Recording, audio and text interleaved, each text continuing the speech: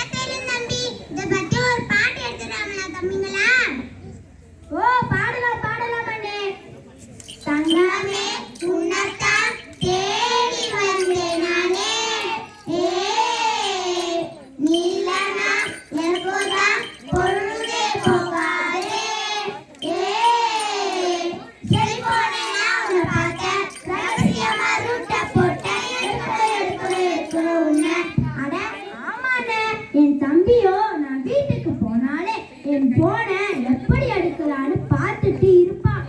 அண்ணே, நம்ம காலத்துல டெக்னாலஜி வளரல, அதுக்குன்னு இப்ப இருக்கிறவங்க போனை பயன்படுத்த கூடாதா என்ன? ஆமாண்ணே, செல்போன் நமக்கு இந்த அவசர வாழ்க்கைக்கு எப்படி எல்லாம் உதவுதுன்னு தெரியுமாண்ணே? ஓ, அதே பாட்டாவே சொல்லுவோம்மா தம்பிங்களா? பாடலாம் அண்ணே. குட்டி குட்டி செல்போனத்தான் பாரு, கையில் வந்த நாயை பேசி பாரு. குட்டி குட்டி செல்போனத்தான் பாரு, கையில் வந்த நாயை பேசி பாரு. தூரம் நிக்கிற கேட்க உடனே உதவும் போடு, கேமரால போட்டோ எடுத்து ஸ்டேட்டஸ் நீயும் போடு. ஆன்லைன் வகுப்பு அறிவை வளர்க்குமே, என்ன தெரிந்தால் உடனே கொடுக்குமே.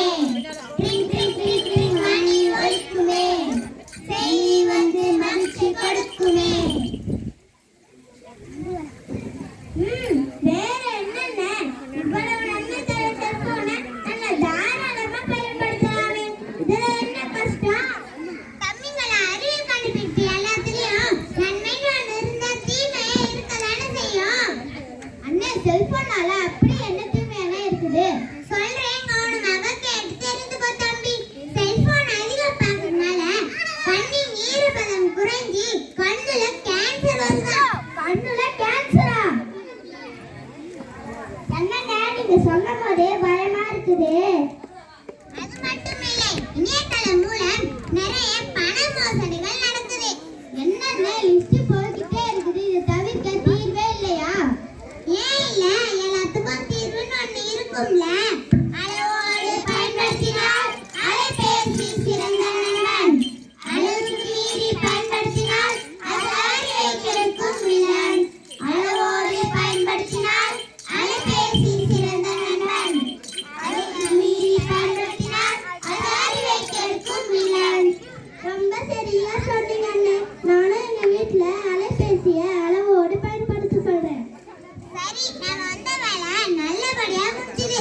எல்லாருக்கும் நன்றி சொல்லி முடிப்போமா வில்லு பாட்டேன்? ஓ, எல்லாருக்கும் நன்றி சொல்லலாம் அண்ணே. வாழியவே பல்லாண்டு காலம், பொதுமக்கள் அனைவரும் வாழியவே. வாழியவே பல்லாண்டு காலம், பெற்றோர்கள் அனைவரும் வாழியவே. வாழியவே பல்லாண்டு காலம், மாணவர் செல்வங்கள் வாழியவே. வாழியவே பல்லாண்டு காலம், ஆசிரியர்